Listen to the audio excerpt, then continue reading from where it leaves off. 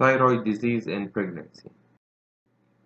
This slide represents the control of thyroid function under the effect of thyroid or thyrotropin releasing hormone, which is released from hypothalamus, acting on the pituitary gland to release TSH, which acts on the thyroid gland to produce T3 and T4.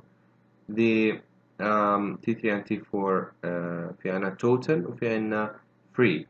The free is the unbound to thyroid binding globulin, which represent 1%, and 99% is bound to thyroid binding globulin. كلهم مع بعض اسمهم total، وال 1% هذا الفري اسمه free T4 and T3. The pregnancy is a state of relative iodine deficiency because of the active transport to fetoplacental unit, increased iodine excretion in urine, and thyroid gland increases its uptake from the blood.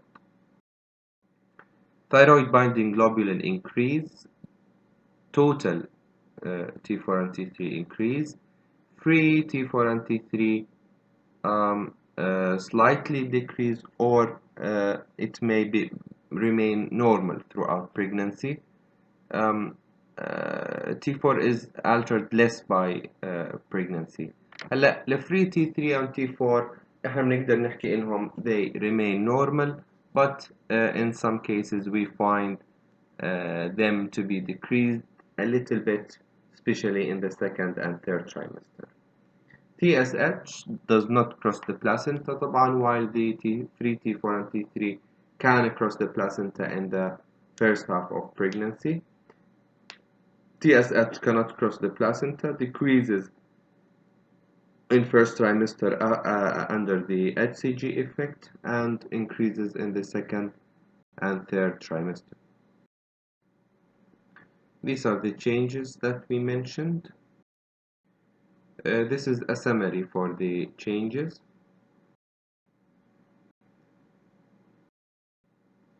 Hyperthyroidism, the most common cause is Graves' disease, toxic nodule, toxic multinodular goiter, molar pregnancy, and hyperemesis gravidarum. Maternal and fetal outcomes are worse in cases of uncontrolled hyperthyroidism, with higher rates of preeclampsia, thyroid storm, and thyrotoxic heart failure, fetal growth restriction, prematurity, stillbirth, fetal or neonatal thyrotoxicosis, and neonatal hypothyroidism. Treatment: carbimazole, methimazole, and propylthiouracil, or all can cross the placenta, but propylthiouracil less than carbimazole and methimazole. Surgery is rarely needed.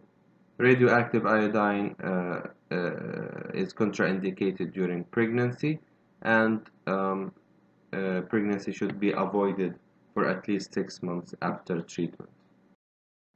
Hypothyroidism. في عنا إشي اسمه clinical and subclinical hypothyroid. بالclinical hypothyroid, the TSH is very high, maybe more than 10, with low T3 and T4. The subclinical hypothyroid TSH is elevated but not exceeding 10, with normal T3 and T4.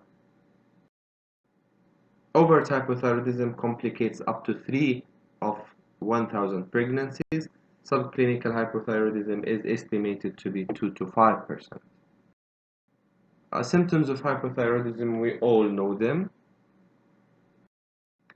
طبعا these symptoms are overlapping with pregnancy symptoms like fatigue, constipation, weight gain, fluid retention, and carpal tunnel syndrome. Subclinical hypothyroidism associated 31% of cases associated with anti-TPO antibody, more common in women with autoimmune disease. 50% of these cases will become overt hypothyroidism in the next 8 years. It has some adverse outcome like increased childhood IQ level and increased risk of preterm labor.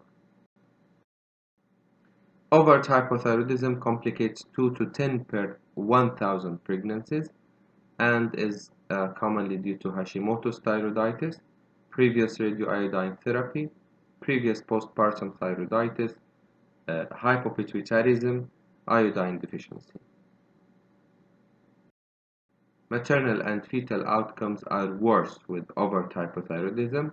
We have a higher risk of spontaneous miscarriage, preeclampsia, pregnancy-induced hypertension, PPH, and low birth weight. There is a risk of slight reduction in IQ level in the fetus, but no increased risk of congenital malformations.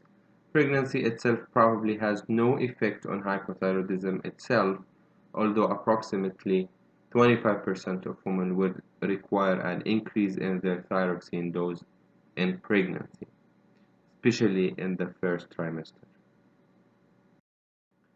Congenital cretinism is a well-documented syndrome of growth restriction, deafness, neuropsychological impairment resulting from severe iodine deficiency or untreated congenital hypothyroidism.